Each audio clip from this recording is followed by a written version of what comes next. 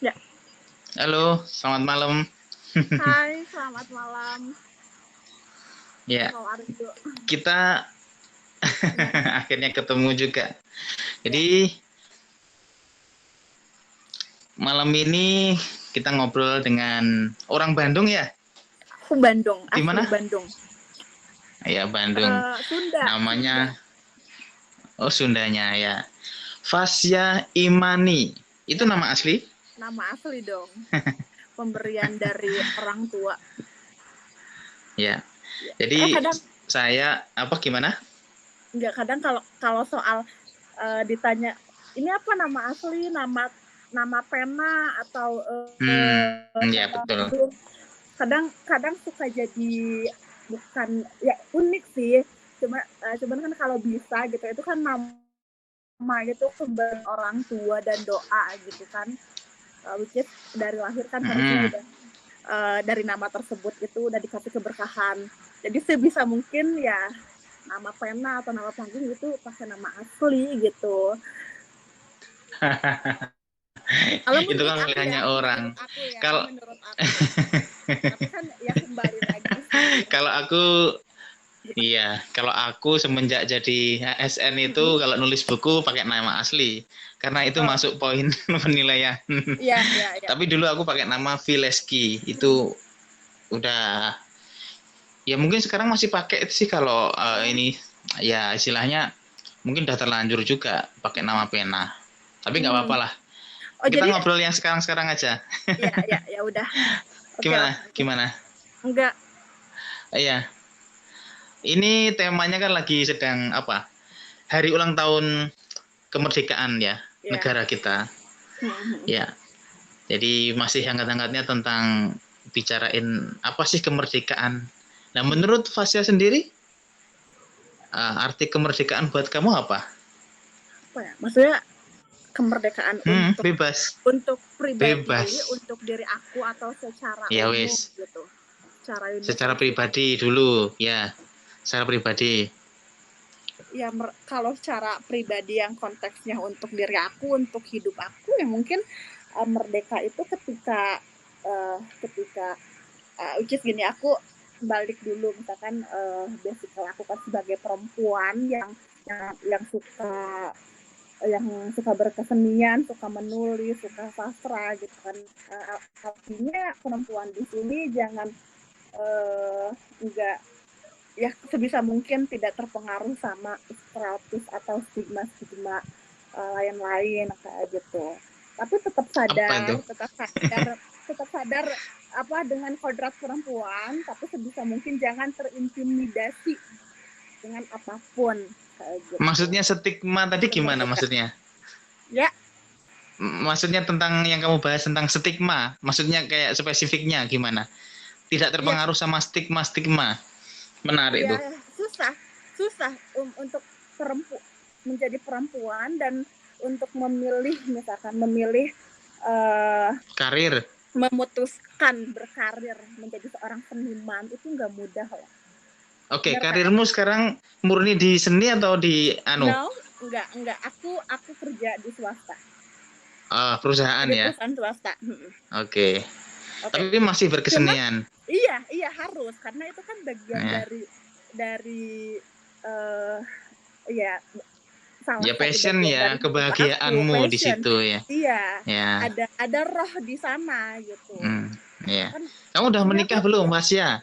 belum. No, Nah, belum ini belum buat belum. teman-teman yang menyimak ini kan siapa tahu ada yang kalau ada yang Ya tertarik kalau sama Fasya boleh ya menghalalkan ingin melamar gitu boleh ya. tapi insya Allah sih kalau kalau Kri- ah, rencana pasti.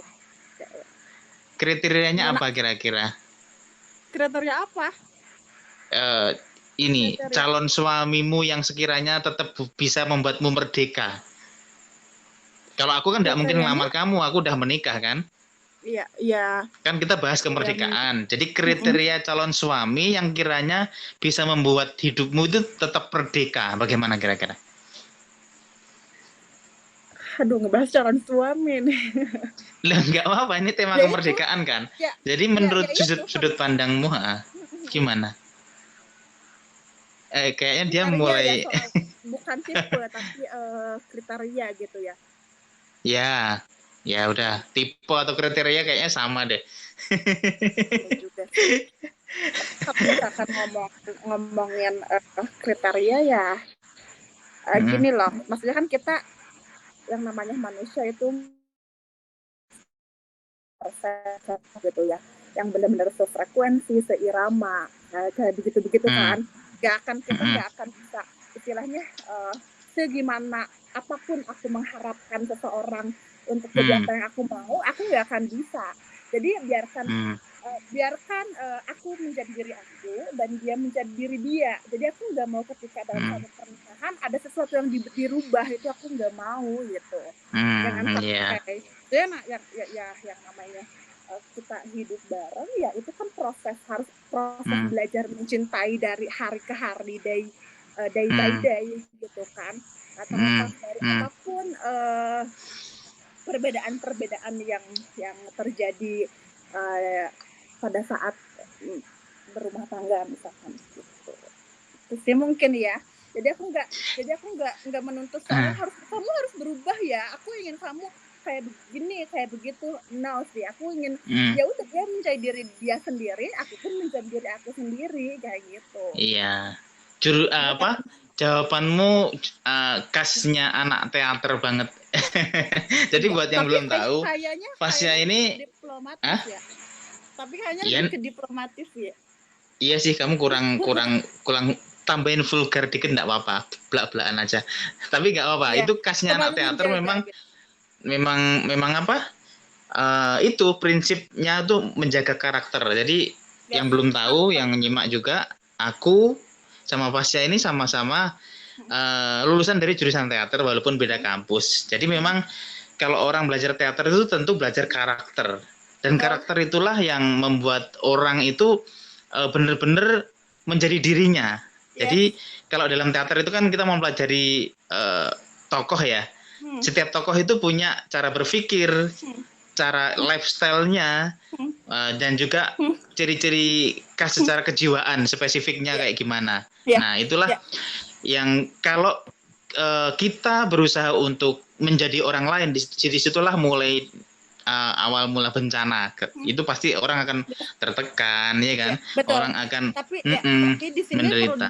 perlu digarisbawahi ya, bukan tetap harus aware dengan Hmm, kodratnya aku sebagai perempuan.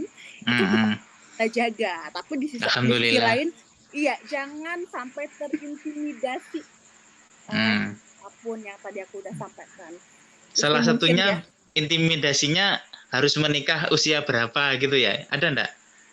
Iya, maksudnya Kamu kena dapat itu enggak? Kamu harus menikah di usia berapa gitu untuk perempuan? Enggak ya? iya dong. Nah, Kalau itu biasanya kan pertanyaan yang kalau misalkan kita lagi kumpul-kumpul bareng sama teman, sama sahabat, hmm, atau misalkan sama saudara dari jauh misalkan. hmm, Iya, kalau rencana sih harus ada ya. hmm. Pastinya aku juga bukan tipikal orang yang hidupnya itu dengan prinsip hidup hanya mengalir seperti air gitu. Kayaknya enggak deh ya. Tetap harus ada perencanaan which is Iya. ya walaupun Tapi kan yang namanya jodoh itu kan seperti rezeki dan kematian, enggak bisa ditolak. direncanakan sebenar-benar ya, apa ya? Ya enggak sesuai dengan rencana lah, sering lah seperti itu. Betul. Ya kan? Ya. Betul. Padahal pertanyaan-pertanyaan seperti itu sebenarnya pertanyaan mengintimidasi. Jadi Yes. kalau belum nikah ditanya kapan menikah, nanti kalau sudah menikah kapan punya anak gitu kan. Anak kan rezeki dari Tuhan, itu nggak bisa kita buat mau kapan mau tahun depan gitu kan nggak bisa juga. Betul. Nah Ya, jadi itu kan, itulah yang sebenarnya apa ya, menurutku itu kebiasaan buruk deh kalau ketemu sama keluarga seperti itu. Kan yes. kasihan juga misalnya ceritanya gitu kayak ya, atau memang karakter manusia itu suka ketika itu kan merendahkan orang lain dengan pertanyaan-pertanyaan seperti itu ya. Betul. Artinya kan orang itu belum punya kan. Jadi sehingga yang bertanya itu merasa superior. Inilah aku udah punya anak. Kapan kamu punya anak gitu kan? Yes. Jadi Ya, menurutku sih itu. itu kurang punya perasaan sih menurutku orang yang seperti itu.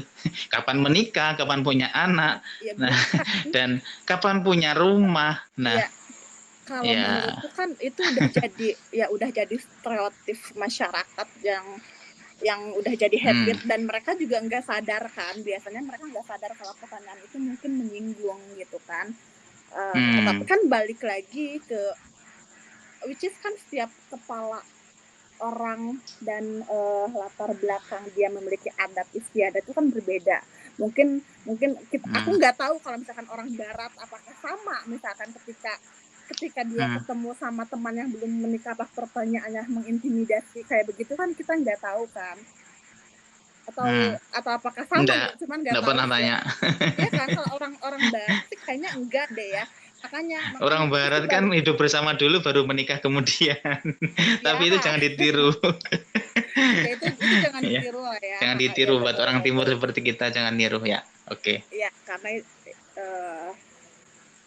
ya mungkin balik lagi ke ini sih, balik lagi tentang arti kemerdekaan tadi.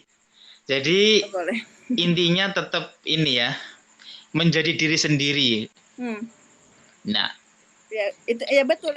Harusnya dari tadi balik lagi ke tentang kemerdekaan, jangan menggiring aku untuk terus berbicara soal jadi lebih kerana pribadi. Justru tema itu yang paling menarik kalau disimak orang kan. Kalau ngomongin kemerdekaan tentang penjajah yang gimana itu nanti kayak mapel sejarah kan. Tapi kemerdekaan secara sudut pandang humanis. Nah, ini menarik. Nah, kemudian ini apa? Merdeka. Ketika orang itu sudah menjadi dirinya sendiri. Itu. Ya, itu ketika orang udah menjadi dirinya sendiri. Tapi ada satu cerpen kemudian dimonologkan ya sama Putu Wijaya, kalau kamu Fasya pernah lihat. Di situ ceritanya Putu Wijaya memelihara seekor burung. Kemudian ketika hari kemerdekaan dia merasakan burung ini harus kubebaskan gitu kan. Akhirnya burung itu dilepas. Ternyata ketika dilepas, belum dilepas, tapi pintunya dibuka, pintu sangkarnya dibuka, tapi burung itu nggak mau keluar. Ayo kamu merdeka, silakan keluar. Dilempar pakai pakai sapu ya. Tetap aja di situ. Terus kemudian karena ketakutan sama sapu, burungnya itu keluar dari sangkar, tapi tetap terbang di sekitar situ. Dia tetap tidak mau pergi meninggalkan si majikannya. Jadi artinya sepertinya makna yang tersirat dari naskah itu ternyata merdeka itu bukan bebas yang sebebas-bebasnya. Karena burung yang sudah terbiasa disangkar, itu kalau dilepas begitu aja, dia tidak bisa nyari makan sendiri. Dia akan bingung, aku ini sudah terbiasa punya majikan, aku ini sudah terbiasa jadi hamba. Jadi kalau kamu lepaskan aku begitu aja, aku seperti kehilangan pelindung, kehilangan sosok yang istilahnya merawatku, gitu ternyata. Kalau yang dari naskah itu.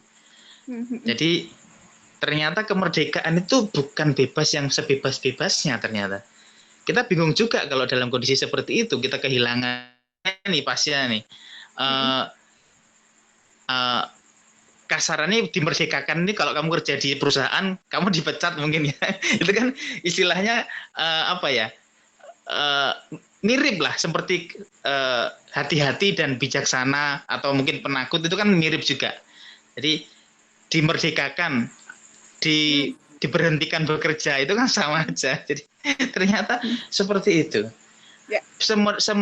Semerdeka apapun manusia, ternyata memang tidak bisa untuk 100% merdeka. Kalaupun dia memaksakan dirinya untuk merdeka 100%, itu dia akan kesepian. Betul. Dia akan istilahnya tuh, misalnya nih nggak mau terikat dengan tatanan sosial misalnya. Oke, aku merdeka, nggak mau ikut aturan masyarakat, aku nggak peduli dengan omongan orang gini. Ya memang benar dia akan merdeka. Nah dalam tanda kutip mungkin seperti orang gila ya. Orang akan menganggap dia seperti orang gila. Dia udah nggak tahu aturan, nggak tahu hukum, nggak tahu ini, tapi dia hidupnya merdeka, mau tidur di mana aja oke, mau makan seadanya terserah dia, tapi dia akan kesepian. Dan orang-orang yang ingin merdeka 100% itu harus orang-orang yang siap untuk kesepian. Iya, ya betul, iya itu. Ya kan hidup itu sebetulnya kan hakikatnya itu kan sendiri-sendiri gitu kan. Maksudnya kayak gini loh. Kok misalkan aku balikin tanya, bisa jadi nggak kalau merdeka itu sinonim dengan kebahagiaan? Sinonimnya dengan kebahagiaan, oke? Terus emang ada gitu orang yang benar-benar manusia yang benar-benar merasakan kebahagiaan hidupnya memang ada. Which is nggak ada loh. Pasti dia di satu titik-titik tertentu dia akan merasakan apa yang namanya kesepian, dia merasa sunyi, merasa hampa, merasa kosong. Karena ya itulah manusia gitu memang. Secara akhirnya juga mungkin ya mereka ya siapa sih yang orang yang di sini yang benar-benar bahagia?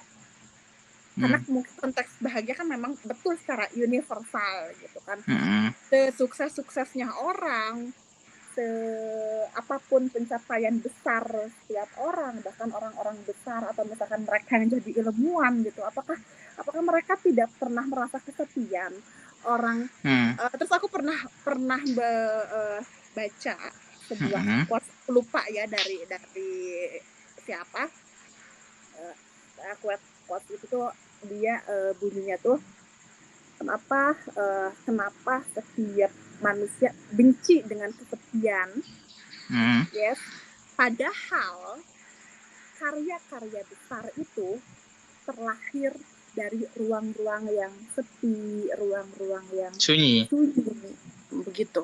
Karya besar ini bukan istilahnya bukan hanya karya maksudnya karya besar ini kan bisa sebuah penemuan hal yang besar misalkan ya, untuk kemajuan dunia atau misalkan kayak begitu yang itu yang artinya kan balik lagi emang kayaknya nggak ada kita mencari kebahagiaan apa sih gitu kan orang sebetulnya hal kecil pun kalau disyukuri kan itu bisa jadi kebahagiaan kayak gitu.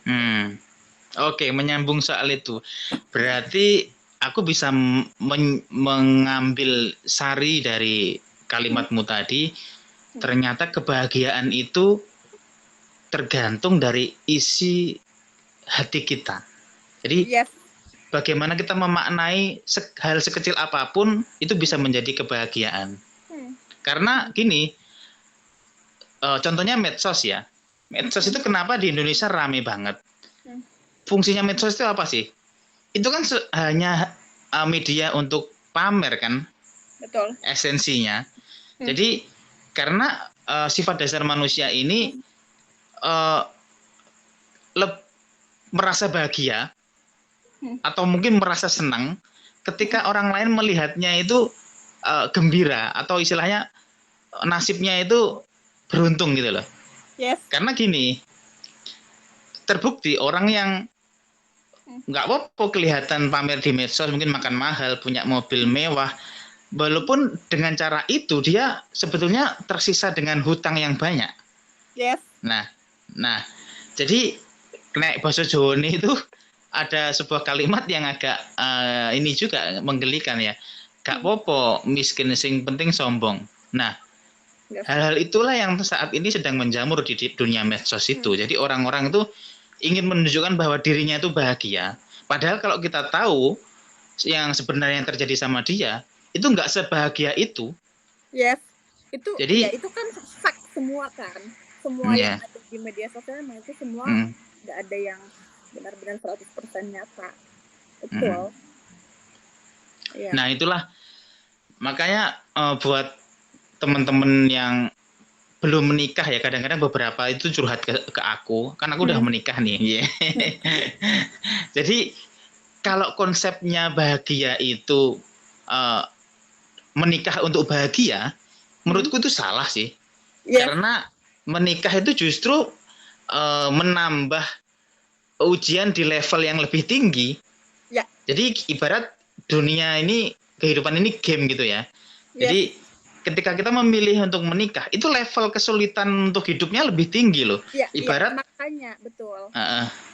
Ibaratnya kalau kamu ingin tetap punya 100% kebahagiaanmu seperti waktu jomblo, maka kamu harus saat jomblo ini kamu harus punya kebahagiaan di tingkat 200%, sehingga ketika nikah nanti kamu punya 100%, sebab yang 50% ke istrimu, yang 25% ke anakmu, mungkin ke mertua, ke orang tua juga, ya kan, dibagi-bagi ke situ.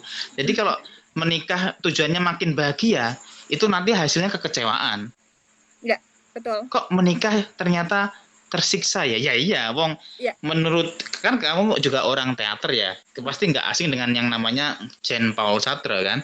Dia mengatakan bahwa orang lain itu adalah neraka, dan orang lain itu ya termasuk itu istri kita, suami kita, ya kan?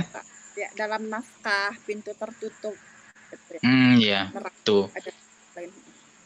Nah, dan di situ kan termasuk istri, walaupun ini mungkin sehati ya, saling menyayangi ya. Tapi di situ kan beda kepala. Istri juga punya yang namanya karakter yang seperti yang kamu sebutkan tadi. Jadi enggak semua, apalagi nanti istri ketemu mertua gimana. Di situ kan konflik lagi juga. Nah, seperti itulah. Jadi ternyata kebahagiaan itu seperti orang berpuasa.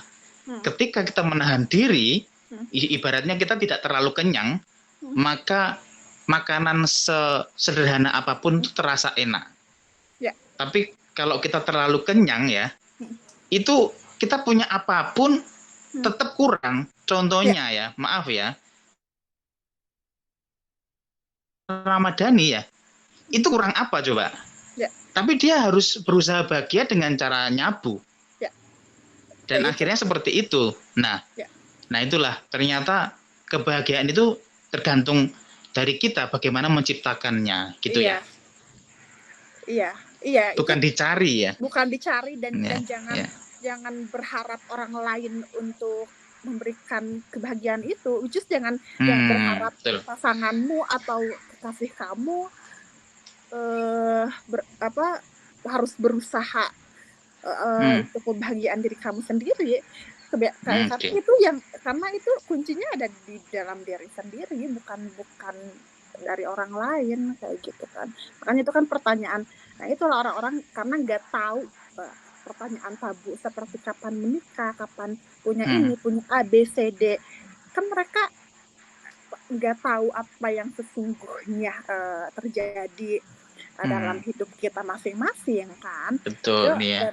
Dari isi kepala, prinsip hidup, visi misi itu kan berbeda gitu. Which is kalau misalkan aku emang mungkin nih, aku kalau mungkin akan memutuskan